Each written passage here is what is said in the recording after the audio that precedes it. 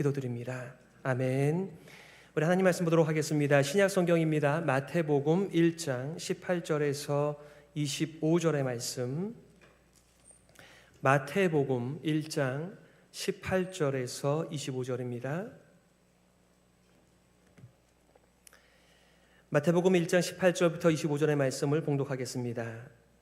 예수 그리스도의 나심은 이러하니라. 그의 어머니 마리아가 요셉과 약혼하고 동거하기 전에 성령으로 잉태된 것이 나타났더니 그의 남편 요셉은 의로운 사람이라 그를 드러내지 아니하고 가만히 끊고자 하여 이 일을 생각할 때에 주의 사자가 현몽하여 이르되 다윗의 자손 요셉아 내 아내 마리아 데려오기를 무서워하지 말라.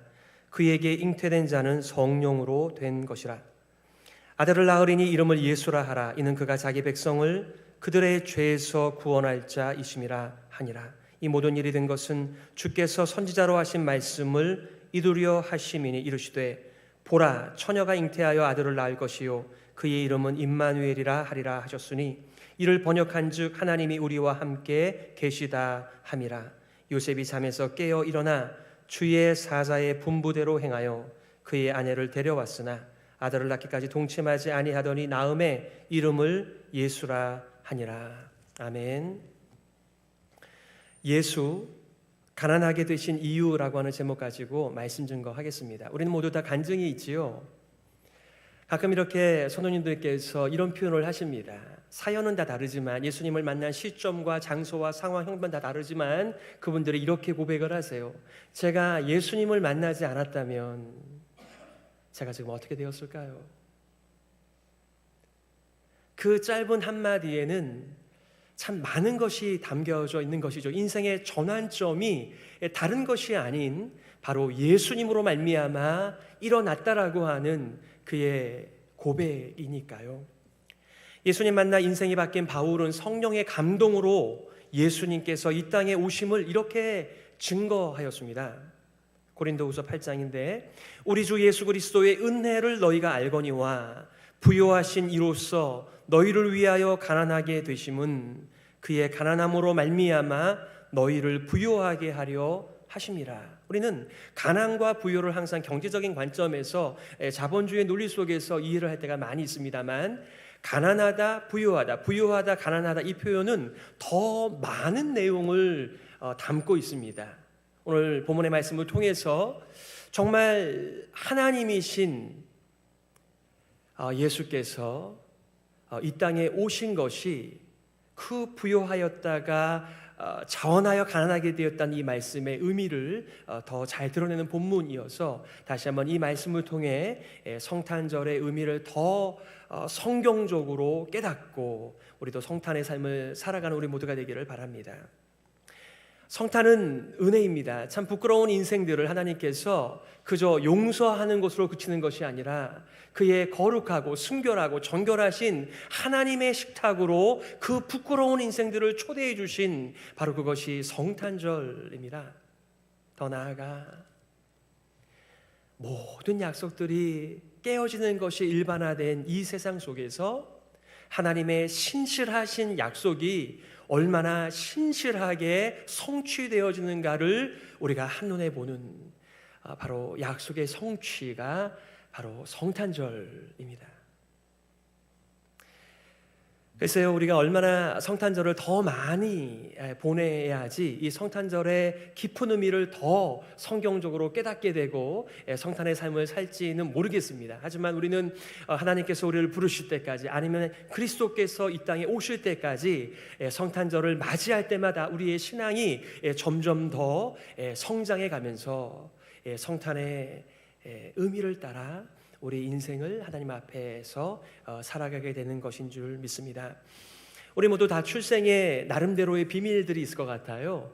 어떤 분들은 내가 태어날 때 우리 아버지께서 또 어머니께서 아니면 주변의 어떤 분들께서 이런 꿈을 꾸었다라고 해서 꿈 얘기, 태몽 얘기를 하시는 분들이 계십니다. 어떤 분들은 그 꿈을 잘 꾸고 나서 이 꿈을 사고 팔기도 하는 것들도 우리가 보지 않습니까? 오늘 예수님의 이야기 속에 이 꿈 이야기가 함께 나오고 있습니다.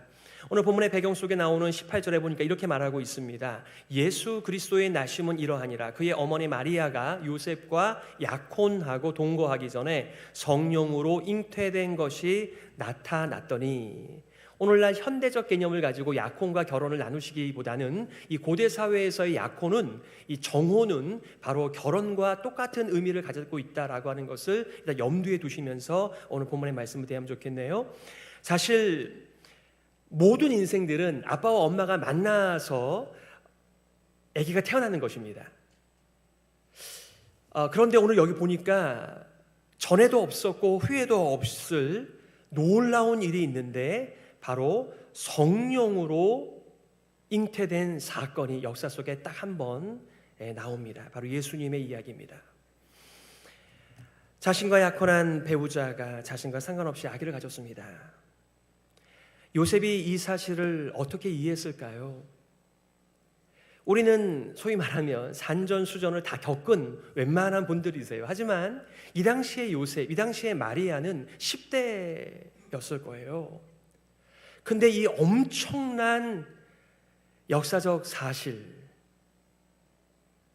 이 일 앞에 어떻게 반응을 할 수 있었을까요? 배가 불러오는 마리아를 보면서 성령으로 말미암아 아이를 가졌어 라고 부모님께 말씀을 드릴 때, 친구들에게 표현할 때 그 얘기가 부모님께나 친구들에게는 어떻게 이 메시지가 들렸을까요? 말도 되지 않는 표현 아닌가요? 그 당시는 더군다나 신화를 믿는 시대임에도 불구하고 성령으로 말미암아 아기를 가지게 되었다. 요셉과 마리아가 혼전에 잠자리를 했던지 아니면은 마리아가 불륜을 저질렀든지 이 두 가지밖에는 답이 없어요. 그런데 지금 성경은 뭐라고 말하고 있습니까? 성령을 통하여 잉태되었다. 남자와 상관없이 아이를 가졌다. 이거를 여러분들께서 어떻게 받아들일 수가 있으시겠습니까? 그래서 우리의 믿음의 중요한 근간은 성부 하나님을 향한, 성자 하나님을 향한, 성령 하나님을 향한 우리의 신앙 고백이 있습니다만, 특별히 더 많은 분량을 차지하고 있는 성자 하나님을 향한 우리의 고백 속에서 그는 성령으로 잉태하사 동정녀 마리아에게서 태어났다라고 하는 것이 우리의 기독교의 중요한, 타협할 수 없는 우리의 신앙 고백입니다. 요셉은 이렇게 결단을 합니다. 19절입니다. 그의 남편 요셉은 의로운 사람이라. 여기서 의로운 사람이라고 하는 것은 율법에 충성스러운 성실한 자였다라고 하는 것을 성경은 의로운 자다 이렇게 표현을 하고 있습니다.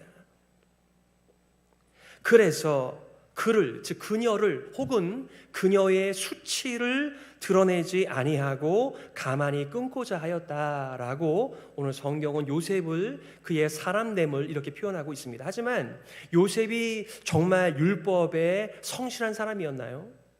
여러분, 신명기 20장에 율법에 뭐라고 말하고 있습니까? 의로운 사람이면 어떻게 해야만 할까요? 약혼한 처녀가 다른 남자와 잠자리를 같이 했을 경우에는 둘 다 죽이는 것이 율법입니다.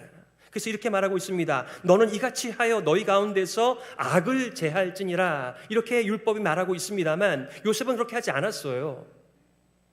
그러면 그가 어떤 관점에서 의로운 자일까요? 여러분, 세상에서 의로운 자다, 선한 사람이다 라고 말을 하는 것과 성경에서 의롭다, 선하다 말을 하는 것에는 많은 갭이 있는 것을 우리가 알게 돼요.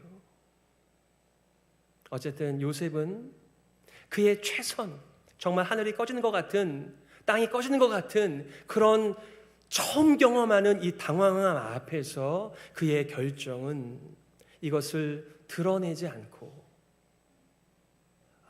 덮고 넘어가는 결정을 하였습니다. 그의 남편 요셉은 의로운 사람이라 그녀를, 그 수치를 드러내지 아니하고 가만히 끊고자 하였다. 그런데 하나님께서 요셉을 가만두지 않으셨습니다. 천사를 보내어 요셉을 설득하고 있는 오늘 20절의 메시지이죠. 주의 사자가 현몽하여 이르되 다윗의 자손 요셉아, 내 아내 마리아 데려오기를 무서워하지 말라. 그에게 잉태된 자는 성령으로 된 것이라. 가만히 끊고자 하여 생각할 때, 계획을 세울 때 하나님의 종 천사가 꿈을 통하여 두 가지의 이름을 줌으로써 그를 설득하고 있는 본문의 메시지를 통하여 우리가 성탄절에 하나님께서 이 땅에 오신 그 이유를 선명하게 더 깨닫고 우리도 성탄의 정신을 따라 살아가시는 귀한 여러분의 삶이 되시기를 바라요. 첫 번째는 하나님의 아들이 사람이 되신 이유를 잘 보여주는 그 이름, 바로 예수라고 하는 이름입니다. 오늘 21절에 보니까 이렇게 말하고 있습니다. 아들을 낳으리니 이름을 예수라 하라. 이는 그가 자기 백성을 그들의 죄에서 구원할 자이심이라 하니라. 제임스 댄이라고 하는 학자는 이렇게 얘기합니다. 우리는 베들레헴에서도 갈보리를 봐야 한다. 참 중요한 메시지입니다. 많은 사람들이 우리의 컨텍스트 속에서 갈보리보다 베들레헴, 이 아기 예수에 더 집중한다라고 한다면 우리는 이렇게 말할 수 있을 거예요. 우리는 베들레헴보다도 더 갈보리에 집중해야 된다라고 말을 하면서 균형을 잡아야 되겠죠. 또 어떤 분은 갈보리만 강조하고 베들레헴을 무시하는 분들이 계십니다. 그게 무슨 중요한 일이겠어? 아니, 정말 중요합니다. 우리가 죽었다 깨어나도 이 성육신을 잘 이해할 수가 없기 때문에 이 성탄절 대림절의 이 메시지가 너무너무 중요해요. 그러니 우리는 어느 하나를 선택하기보다는 베들레헴과 갈보리를 같이 붙들어야만 하는 것이죠. 예수님의 아기 탄생, 그분의 성육신을 가리키는 베들레헴의 사건과 그분의 갈보리 언덕 십자가에서 우리를 위하여 돌아가신 그 갈보리를 같이 우리가 밸런스를 가지면서 더 깊이 있게 복음 속에서 자라가고 있는가를 보여주는 메시지라고 생각합니다. 이 예수님의 이 땅에 육체를 입고 오심에 대하여 사도 바울은 빌립보서를 통하여 영광의 찬양을 올려드리지 않나요? 바로 죽기 위하여 태어나신 예수입니다. 6절과 8절, 그는 근본 하나님의 본체시나 그는 근본 하나님의 본체시나 사람의 모양으로 나타나사 자기를 낮추시고 죽기까지 복종하셨으니 그 십자가의 죽으심이라. 그러니 사도 바울이 표현했던 것처럼 예수님의 부요하심과 가난함의 대조는 예수님께서는 죽으실 수 없는 분이시죠. 영생 그 자체이십니다. 하지만 그분이 죽으신 것을 가리켜서 가난하게 되셨다라고 표현하고 있습니다. 그분은 가장 높은 자리에 올라가 계신 분이시죠. 영광만 계신 부신이시죠. 그런데 그분께서 이 낮고 천한 곳에 내려오심을 가리켜서 사실은 가난하게 되었다라고 말하고 있습니다. 예수님은 특별한 인간이 아니라 하나님 자신이십니다. 우리의 존재는 아버지와 엄마가 만났을 때 우리의 존재가 생겼습니다. 하지만 예수님은 그렇지 않았습니다. 원래 하나님으로 존재하신 분이십니다. 그러니 우리의 작은 머리로는 이해할래야 이해할 수가 없는 신비입니다. 조금 전에 찬양을 한 것처럼 말씀이 육신이 된 이 성탄의 노래를 우리는 소리를 외치며 증거하고 있습니다. 거기 보니까 말씀이 육신이 되어 우리 가운데 거하심에 그 영광을 보니 아버지의 영광과 진리가 가득했다, 이렇게 말을 하고 있습니다. 우리가 주일날 1부 예배, 2부 예배, 3부 예배 모든 예배의 철을 위하여 간구하는 중요한 기도의 내용이 있습니다. 하나님, 이 예배를 통하여 하나님의 영광을 보게 하시고 듣게 하시고 경험하게 하여 달라라고 우리가 금요일마다 함께 기도 모임을 할 때 기도하고 있습니다. 우리 예배위원들도 그것을 위해서 기도하실 거예요. 하지만 저는 질문을 하게 됩니다. 정말 우리가 예배 중에 하나님의 영광을 경험하는가? 이 영광, 이 독사, 이 글로리라고 하는 말은 굉장히 많은 의미를 담고 있습니다. 그러니까 악인의 영광은 뭐예요? 악하면 악할수록 악인의 영광입니다. 선인은 그의 선함이 드러날수록 그의 선함의 영광이 있습니다. 우리는 인간과 도저히 비교할 수 없는 창조주의, 우리를 사랑하셔서 인간의 몸으로 입고 오신 이 하나님의 영광을 가리켜서 참 아름답다, 훌륭하다, He's awesome 이렇게 노래하지만 정말 그 차고 있는 내용들은 어떤 것인지를 점검하게 됩니다. 하나님의 영광은 그 부유하신 분이 가난하게 되신 것, 그 높으신 분이 가장 낮아지신 것, 영생하시는 분이 죽음을 경험하는 것, 우리를 구원하시기 위하여.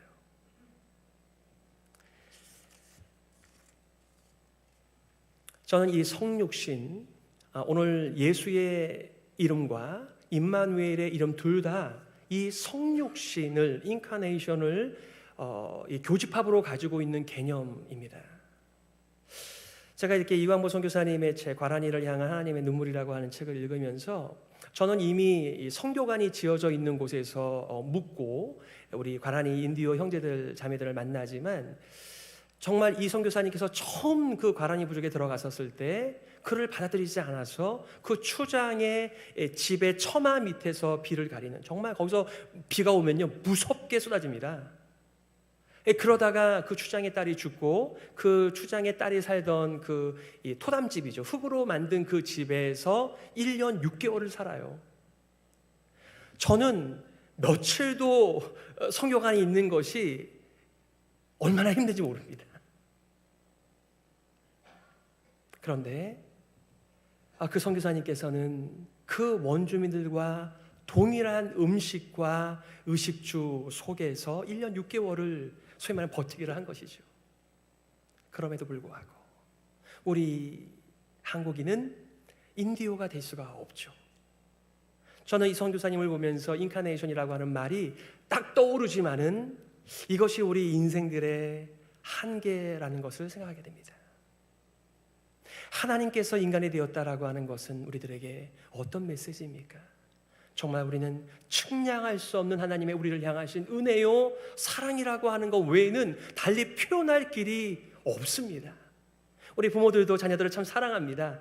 그러나 이 할아버지 할머니의 손자 손녀를 향한 사랑은 상상을 초월합니다.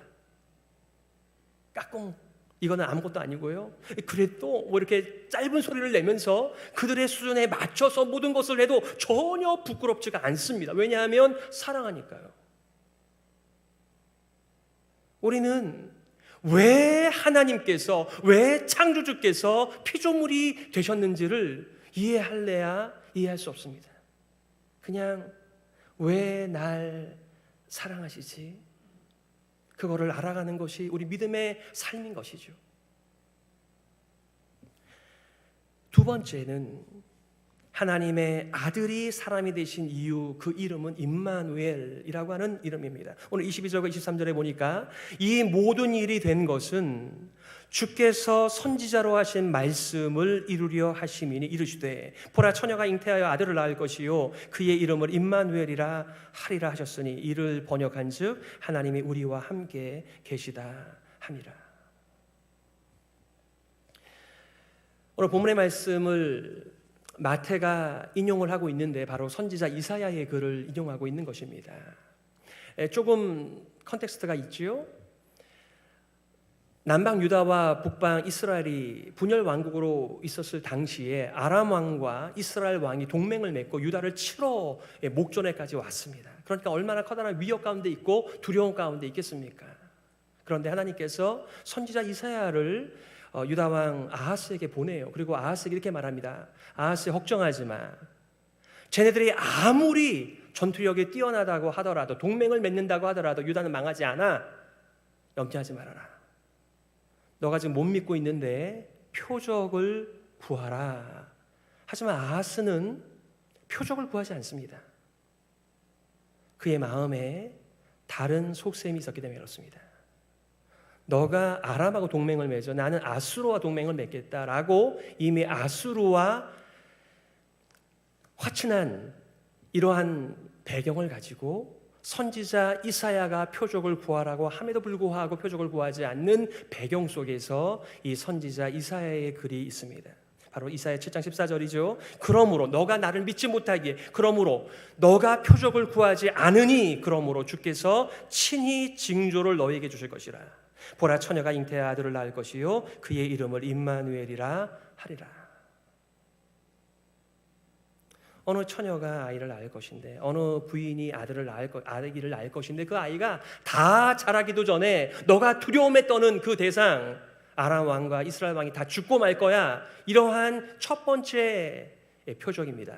하지만 이 표적은 더 나아가 궁극적으로 메시아의 출현에 대한 메시지로 마태가 계시의 빛 아래에서 선포하고 있는 것입니다. 여러분, 함께 한다라고 하는 말을 그냥 문자적으로만 이해하시면 안 되겠습니다. 사실상 이스라엘 사람들은요, 예수님이 오시기 전까지 하나님이 우리와 함께 계신다라고 하는 말을 문자적으로 믿지 않았습니다.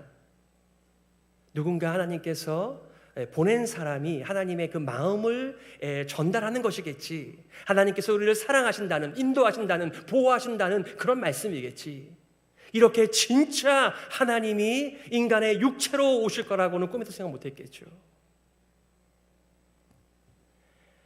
모세는 하나님의 영광을 보기를 원했어요. 하나님, 제가 하나님을 보고 싶습니다. 모세야, 너가 나를 보게 되면 죽게 된다.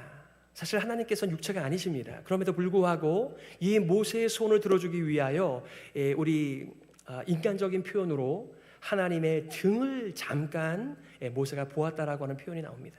그러나 사도 요한은 뭐라고 고백을 하고 있습니까? 태초에 말씀이 계시니라, 이 말씀이 하나님과 함께 계셨으니 우리가 그의 영광을 보니 은혜와 진리가 충만하더라.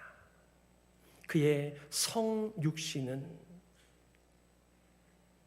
그의 성탄은 우리와 더불어 함께 하시며 하나님의 영광을 목도할 수 있도록 오신 것이다 라는 것을 이 임마누엘이라고 하는, 하나님이 우리와 함께 하시다라고 하는 말씀을 통하여 증거하신 것입니다.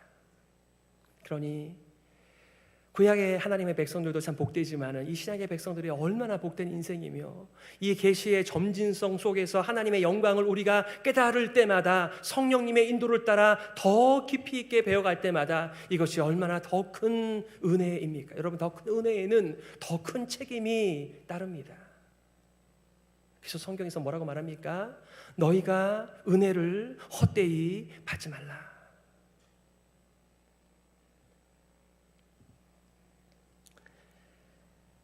하나님이신 예수님께서 우리 가운데 육체로 들어오셨습니다. 우리와 함께 거하시다, 함께 터를 잡고 사셨다. 우리가 하나님의 영광을 볼 수 있게 하셨는데 그 성육신이 없었다라고 한다면 어떻게 우리가 하나님의 영광을 볼 수 있단 말입니까? 바로 예수님을 통하여 하나님의 영광을 보는 것이지요. 그러니 우리들에게 몇 번의 성탄절이 더 주어지면 더 이 성탄의 영광, 하나님의 영광을 우리가 배울 수 있으며 들을 수 있으며 경험할 수 있으며, 그래서 어떻게 우리가 인간들의 영광에 우리의 인생을 의탁하지 않고 살아갈 수가 있을까요? 정말 안개같이 잠깐 있다가 사라지는 인생들의 인간 승리에 대하여, 인간의 영광들에 대하여 사람들이 침을 튀기면서 부러워하고 얘기하지만 하나님의 진짜 영광을 경험하지 못하기 때문에 하나님을 노래하지 못하고 사는 인생들이 더 많은 이 현실을 보시기를 바랍니다. 그래서 우리가 기도하는 거죠. 하나님, 우리의 눈을 열어주옵소서. 주의 기이한 것, 놀라운 것, 훌륭한 것, 그 아름다움을 제가 보게 하여 주옵소서. 주님의 사랑의 음성을 듣게 하여 주옵소서. 그래서 그 많은 믿음의 선배들이 하나님 앞에 나아가 그 답답한 마음을 이렇게 토로하였던 것입니다.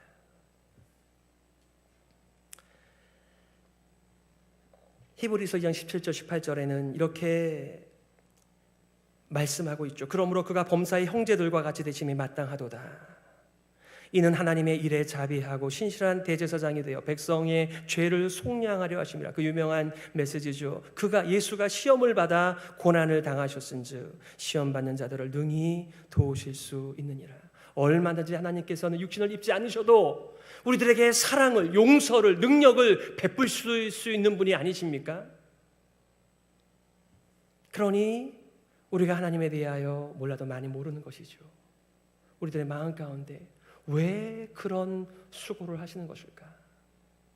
왜 그런 낮아짐의 희생을, 왜 가난함의 수고를 기꺼이 감당하시는 것일까? 우리는 이해가 되지 않습니다. 그러나 한 가지 고백은, 그가 우리와 같은 똑같은 인간이 되시고 같은 형제가 되신 것은 자기가 시험을 받아 고난을 당함으로써 우리를 구원하시기 위함이라고, 우리를 도우시기 위함이라고 성경은 말씀하고 있습니다. 여러분, 우리가 하나님의 말씀을 듣게 되면은 다 반응을 하게 되죠. 여러분, 이 천사의 설득 앞에서 요셉은 어떻게 반응했을까요? 오늘 본문에 보니까 24절 25절에 요셉이 잠에서 깨어 일어나 주의 사자의 분부대로 행하여 그의 아내를 데려왔으나 아들을 낳기까지 동침하지 아니하더니 나음의 이름을 예수라 하니라. 저는 참 요셉이 신기합니다. 우리가 꾸는 깊은 잠을 들지 못하여 꾸게 되는 그런 개꿈이랑은 달리 이렇게 천사가 현몽하여 주신 그 메시지를 우리가 정말 믿어지지 않는 것은 이게 꿈이야, 생시야 이렇게 말을 하고 있는데요, 이 요셉은 꿈으로 찾아오신 하나님을 배웠고 그 말씀에 정말 말도 되지 않는 이 엄청난 사건 앞에서 뭐라고 말하고 있습니까? 주의 사자의 분부대로 행하여. 얼마만큼 이해가 됐는지는 잘 모르겠습니다. 지금 봐도 이해가 되지 않는 상황이니까요. 하지만 그는 분부대로 순종하였다.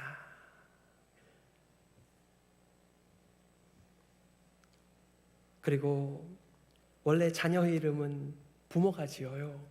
그런데 천사가 말한 대로 그 이름을 예수라 하였다라고 말하고 있습니다.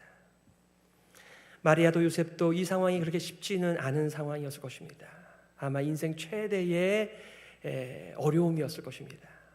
아마 이런 얘기들은 누가복음에 나와 있는 마리아의 찬가를 보게 되면 그녀가 얼마나 극심한 절망 가운데 놓여섰는지를 스스로 선포하고 있는 마리아의 찬가가 있습니다. 말씀을 정리하며, 인간으로 오신 하나님의 두 가지 이름은 오늘 성탄절을 잘 드러내는 중요한 메시지입니다. 바로 예수와 임마누엘이라고 하는 이름입니다. 예수는 자기 백성의 죄에서 그들을 구원하시는 분이라고 하는 메시지입니다. 그러니 우리가 진정한 성탄절을 맞이하기 위해서는 우리가 예수님이 아니면, 그 하나님의 성육신이 아니면 도저히 새로운 삶을 시작할 수 없는 죄인이라고 하는 것을 인정하는 것이부터 이 성탄절이 시작이 되는 것이겠죠. 우리는 이 사회가 규정한, 그리고 전통과 또 우리의 나름대로의 윤리와 도덕이 규정하는 한도 내에서만 살면 우리는 뭐라고 평을 받습니까? 저 사람은 법이 없어도 사는 사람이야. 하지만 그것은 이 세상 속에서의 죄의 개념이죠. 하지만 성경의 죄는 무엇입니까? 하나님을 떠난 이 인간들이 여전히 하나님 없이 자신이 인생의 왕노릇하는 삶. 우리가 왕이 되어 얼마나 많은 것들을 그르쳤습니까? 그러기에 우리는 기꺼이 진정한 평화의 왕, 사랑의 왕, 예수 그리스도를 우리의 인생 속의 왕으로 모셔드리는 삶, 바로 성탄입니다. 고린도후서 8장 9절, 예수께서 가난하게 되신 이유를 다시 한번 말씀드리겠습니다. 우리 주 예수 그리스도의 은혜를 너희가 알거니와, 우리 주 예수 그리스도의 은혜를 너희가 알거니와, 부요하신 이로써 너희를 위하여 가난하게 되심은 그의 가난함으로 말미암아 너희를 부요하게 하려 하심이니라. 이것이 예수와 임마누엘을 통하여, 성육신을 통하여 실현된 예수님의 성탄의 깊고 큰 의미인 것이지요. 성탄절은 주님과 마찬가지로 인간들을 부요하게 하기 위하여 자신을 기꺼이 가난하게 할 수 있는, 기꺼이 낮아질 수 있는, 여러분 사람들마다 다 격이 있습니다. 이 옷도요, 자기에게 딱 맞는, 신발도요, 자기에게 딱 맞는 신발이 제일 좋습니다. 그런데 낮아진다라고 하는 게 무엇입니까? 가난하게 된다는 것이 무엇입니까? 그 사람의 신발을, 그 사람의 옷을 기꺼이 입는다는 것을 의미하는 것인데, 우리는 이 성탄의 계절에 그럴 각오와 용기가 있으신가요? 우리는 아담의 제자가 아니고 바로 예수 그리스도가 우리의 스승, 우리의 큰형님 되십니다. 우리는 예수님의 제자입니다. 그러니 우리가 그 부유하신 분께서 낮아지시는 것을 기꺼이 감당하신 것처럼 우리도 이 성탄의 계절에 내가 예수님처럼 될 수 없겠으나 그래도 예수님께서 성탄의 정신을 주신 그 마음을 따라 저도 얼마든지 낮아지고 얼마든지 가난해지는 것을 두려워하지 않겠습니다. 주님을 따르겠습니다. 이 성탄의 삶이 저와 여러분의 삶이 되시기를 예수 그리스도의 이름으로 축복합니다. 아멘.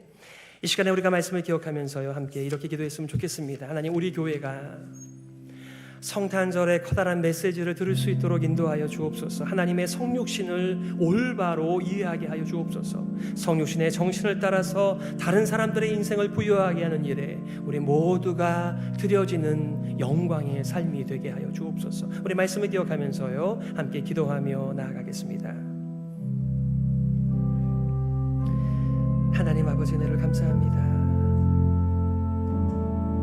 청량할 수 없는 은혜입니다. 우리를 향하신 하나님의 은혜와 사랑의 높이와 깊이와 넓이와 크기에 대하여 우리가 점점 자라가면서 이 새로운 성탄을 맞이하면서 정말 이해가지 않는 주님의 사랑에 대하여 더 부유한 자가 되게 하여 주옵소서. 그래서 우리도 예수님의 뒤를 쫓아가면서 예수님의 자취 속에서 우리와 격이 맞지 않지만 낮아지고 가난해지는 이 일들에 대하여 우리가 마음이 열려져 성탄의 진정한 의미대로 살아갈 수 있도록 순종케 하여 주시옵소서. 하나님 아버지께서 함께하여 주옵소서. 하나님 아버지, 은혜를 감사합니다. 우리와 같은 자들과 더불어 함께 사시기 위하여 육신을 입으시고 약속대로 오신 하나님을 찬양하며 경배합니다. 하나님, 여전히 우리는 무지한 인생들이지만 성령 하나님께서 우리의 지성과 감성과 전인격을 열어주심으로 말미암아 진정한 성육신의 정신을 따라 성탄을 맞이하고 사용할 수 있도록 은혜를 내리어 주시옵소서. 살아계신 예수 그리스도의 이름으로 기도드리옵나이다. 아멘. 일어서셔서 우리